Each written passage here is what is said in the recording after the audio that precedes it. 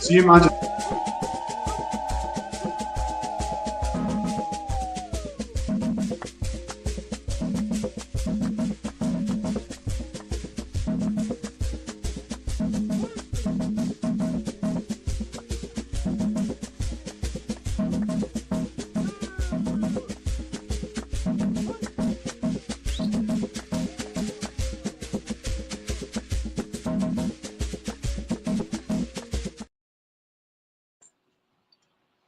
And you think, well, where do you recover best?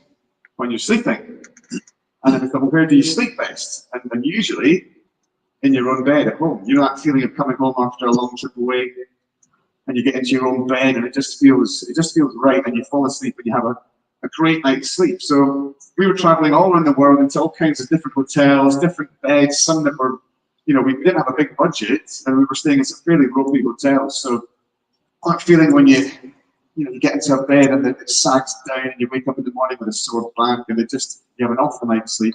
We were trying to eradicate that risk. So the solution was to bring our own mattresses with us. So we found a company that made these travel orthopedic mattresses that folded up into a large suitcase-sized bag, and we would take our own beds with us all around the world, and our own pillows as well. So whenever you got to the hotel, wherever you were in the world, somebody else would do it for you. They'd take the mattress off, and they'd put the mattress on, and you would arrive in your hotel room, and you were sleeping in your own bed every night. And I guess the final example of the marginal gains philosophy is so obvious now, having been through COVID, but right before you arrived at the village for Beijing in 2008, we got a phone call through from the BOA management saying there's a bit of an emergency here. The triathlon team who are sharing the block with you guys, the cyclists, there's been an outbreak of diarrhea and vomiting bug that's just literally exploded, and there's nowhere else for you guys to go because there's no hotels, there's no space, there's no other areas in the village we can move you to. You're going to have to go into this block with the triathletes. So emergency meeting, planning. The solution was kind of obvious, really, but hand gels. Everybody's going to wear hand gels. You're not going to shake hands. You're not going to go in the lifts. You're not going to touch buttons. You're not going to hold banisters. You're going to become antisocial. You're going to stay away from anybody.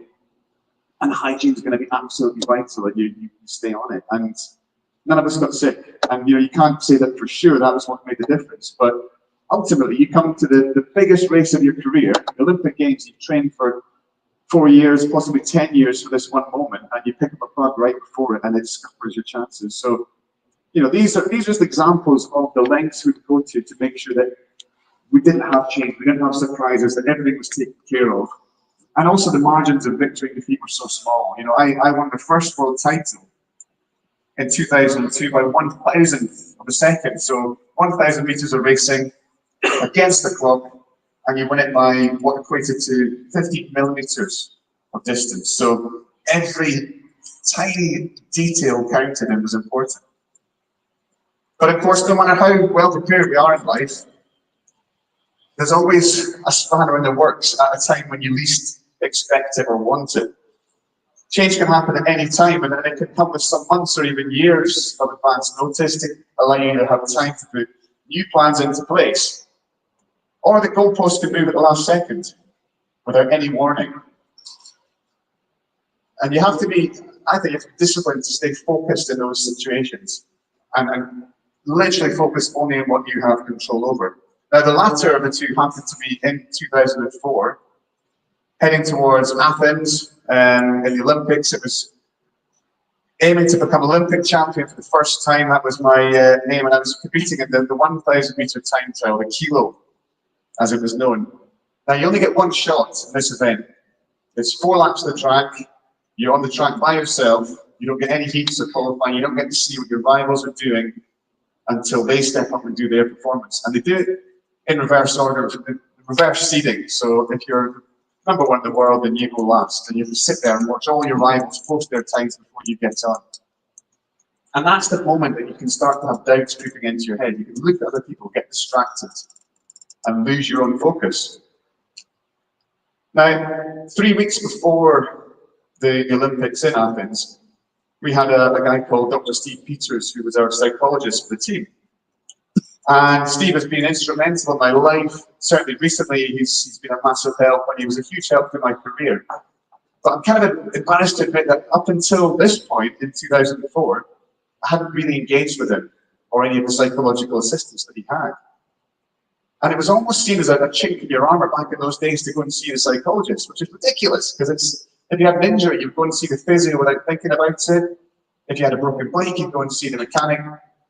But for whatever reason, we still had a stigma attached to seeing a psychologist, and none of us really knew what went on in his room. You know, did you have to lie down on a leather sofa and talk about your childhood? Did you, was he going to hypnotize you? Nobody knew what went on. And so it was actually Steve who approached me, and he said, "Have you got time for a quick chat?" And we were in the holding camp, final holding camp in Newport in Wales before heading to Athens 3 weeks ago. And we sat down, and